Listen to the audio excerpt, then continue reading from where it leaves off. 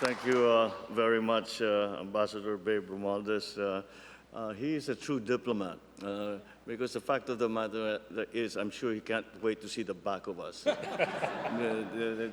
settle back down to his normal days together with his wife, another good friend of ours, Dudes.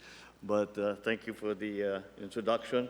The President and CEO of the U.S. ASEAN Business Council, Ambassador Ted Osius, Senior Vice President for Asia at the Chamber of Commerce, Mr. Charles Freeman.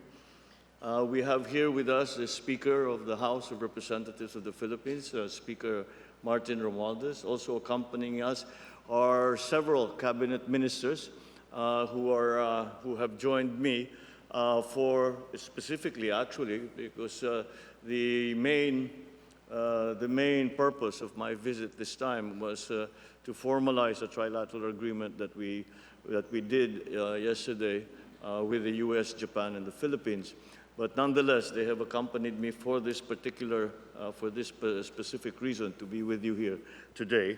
I'm sure that you will get to meet them later on. Our very important and full partners in transformation of our economy, those of you from the private sector, distinguished guests, ladies and gentlemen, good afternoon.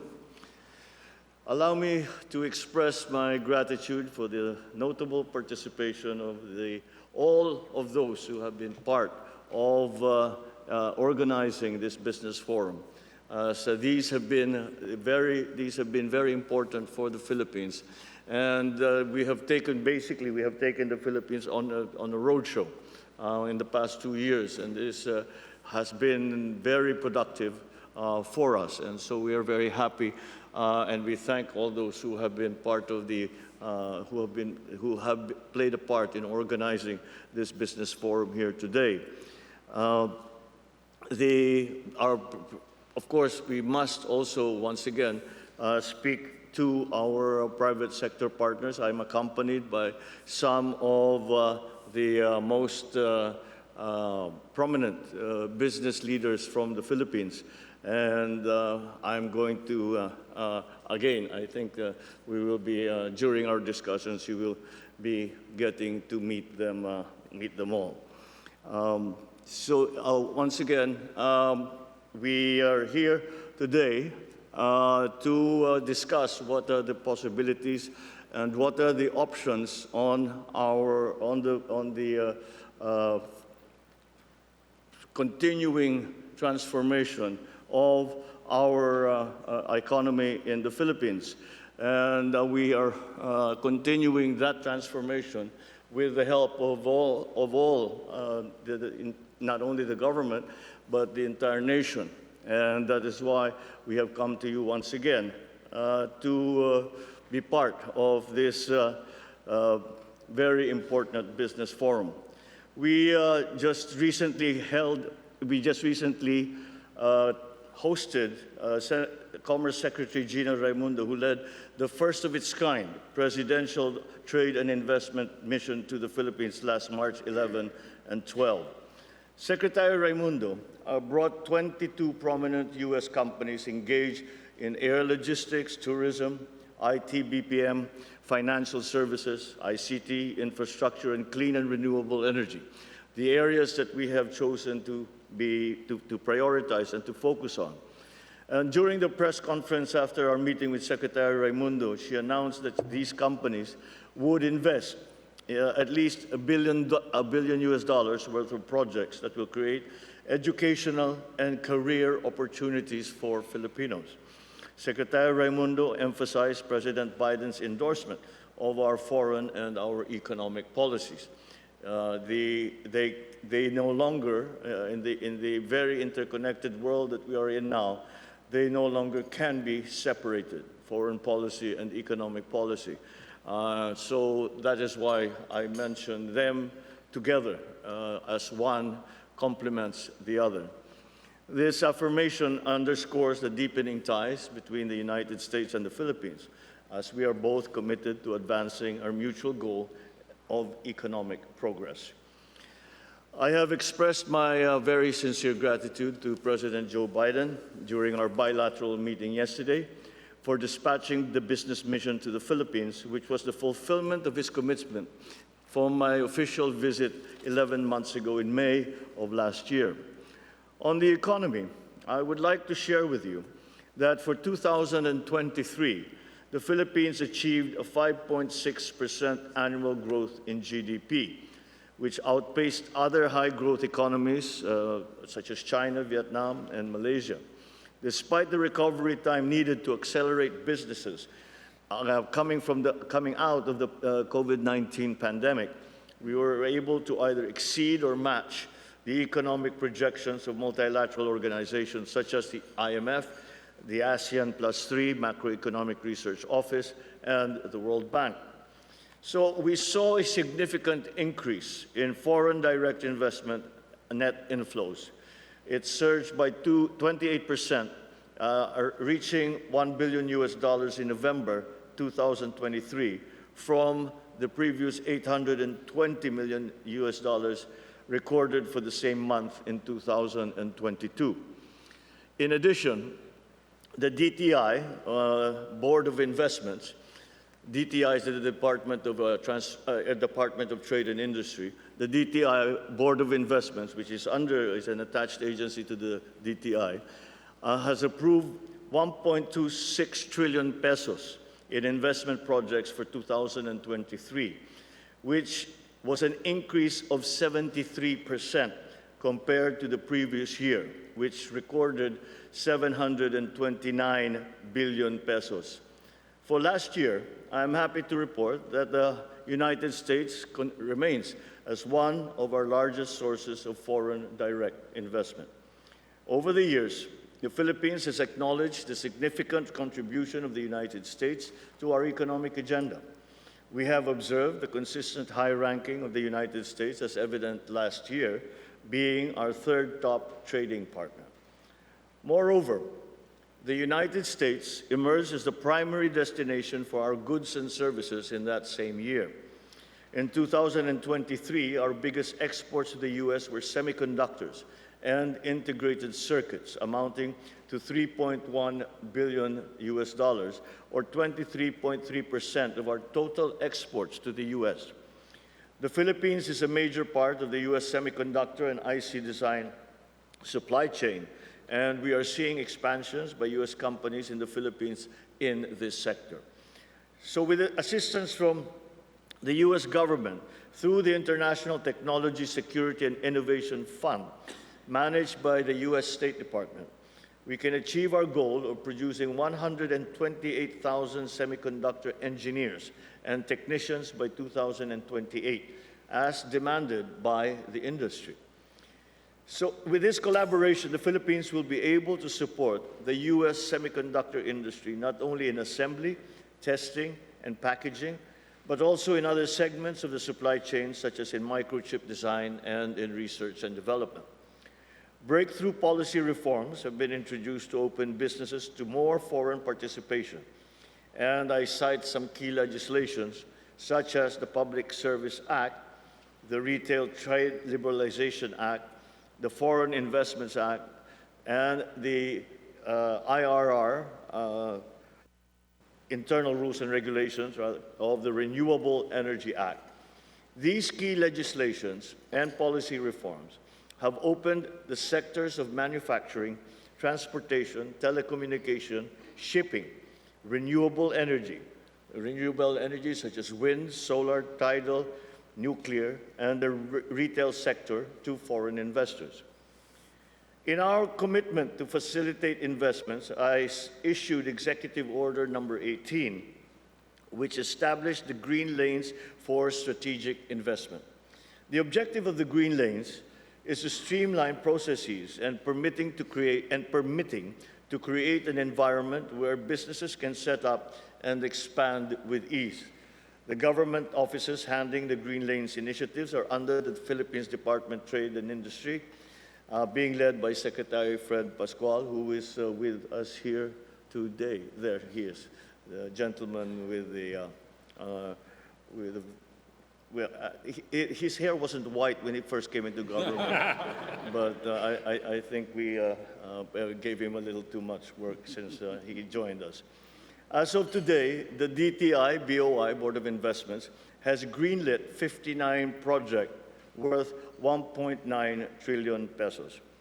Notably, 1.4 trillion pesos worth of green lane projects were approved in the first quarter of this year alone. So out of these projects, 51 fall under the renewable sector, with investments amounting to 15 trillion pesos. The remaining projects span digital manufacturing, infrastructure, and food security sectors. My visit to Washington this time is primarily for the Trilateral meeting with Japanese Prime Minister Kishida Fumio and U.S. President Joe Biden. I am quite happy to share that the Trilateral meeting has opened promising opportunities across several areas, such as greater maritime domain awareness and Coast Guard cooperation, sustainable critical infrastructure, semiconductor supply chain, digital transformation, and energy security through harnessing renewables. Together with my counterparts, I strongly support the vision of a peaceful, stable, and prosperous Indo-Pacific region. The three countries are dedicated to pursuing breakthrough initiatives in the region. This was formalized through our joint vision statement, encompassing the focus areas for our trilateral cooperation. I am happy to briefly share with you the things to look forward to in relation to this partnership which we formalized yesterday.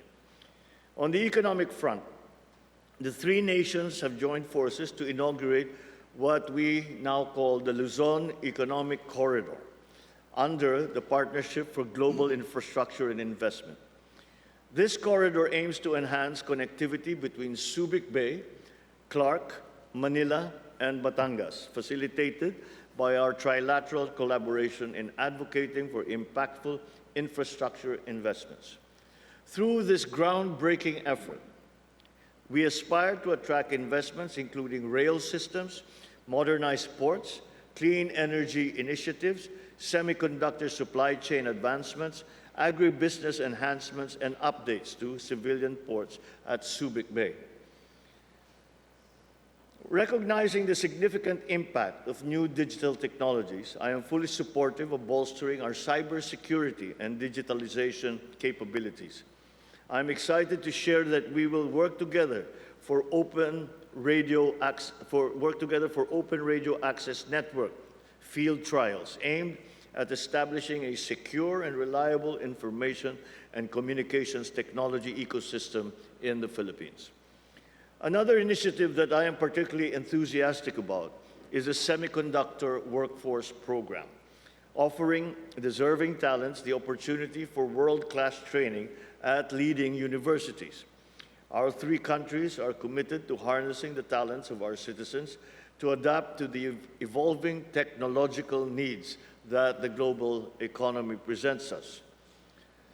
On climate change, given the Philippines' prominence in the semiconductor industry, given the Philippines' prominence in the semiconductor industry, we view this sector as a key driver for economic growth. With the trilateral cooperation with U.S. and Japan, I am confident that the Philippines will maintain its capabilities in the semiconductor industry and will have opportunities to enhance the skills of our talent pool. Responding to the urgent need to reduce greenhouse gas emissions by 2035, the Philippines is exploring partnerships with both countries to incorporate nuclear energy into that mix. This transition is expected to support industries and promote sustainable economies in our countries. Our future with the U.S. will be sustained not only through security and defense alliances, which is ironclad, but also through economic integration. For this reason, we appeal to the U.S. Congress to fast-track the reauthorization of the U.S. GSP program, which has benefited beneficiary countries such as the Philippines. On the other hand, The Philippines is also a major market for U.S. products, and in 2021, based on data from the U.S. Department of Agriculture, the Philippines is the 8th largest market for U.S. agricultural exports and the top market in Southeast Asia. In 2021, the Philippines also imported around $3.5 billion worth of agricultural goods from the United States. Given such, it is no surprise that U.S. agriculture and food exporters are advocating lower tariffs and expanded market access for their products in the Philippines. There is a demand from both the U.S. and the Philippines private sector for engagement in a bilateral free trade agreement between our two countries. The benefits for concluding an FTA together with a critical minerals agreement between both our countries will be transformative and will create new jobs, strengthen supply chains, establish new businesses, and upskill our workforce. The renewed alliance between the Philippines and the United States also underpins close people-to-people ties. The mutual understanding and admiration of both our peoples for each other, anchored on our own unique yet familiar cultures, binds us ever deeper. To further bridge our countries and connect our industries, the Philippines will continue to open its skies. Following the successful launch of United Airlines' direct flight from San Francisco to Manila, Philippine Airlines will soon fly from Seattle directly to Manila. We expect more direct connections as we continue linking our countries closer across the seas. On the 6th Indo-Pacific Business Forum, which is upcoming in Manila, I would like to express that the Philippines' eagerness to welcome delegates from the United States participating in the 6th Indo-Pacific Business Forum, which is scheduled in Manila for May of this year. As the next co-host for this prestigious business forum, following Japan's hosting last year, it is a strong testament to the partnership between the Philippines, the United States, and Japan. This event will bring together approximately 500 business leaders, project developers, government officials, and financing sources to discuss topics such as infrastructure, supply chain resilience, critical minerals, clean energy, the digital economy, emerging technologies, and inclusive trade. The IPBF is a great opportunity for our country to showcase what we have to offer as your potential partner in business ventures. We hope to present to you that the Philippines is open and is ready for business. In every business meeting that Secretary Pascual and I have attended with U.S. companies, the partnership with the United States has over and over again proven invaluable. As our foremost export market and a crucial trading and investment ally, our ties with the U.S. yield substantial mutual advantages for both our nations. Ambassador Romualdez has also said that the Philippines and the U.S. relations are currently at its peak, and I agree. But I believe that we can do even better. We would like to sustain the momentum of this close relationship and translate it into more business, more jobs, and a better future for mutually beneficial effects for both our countries. Thank you all very much. Thank you for your continuing interest in the Philippines. And good afternoon to you all.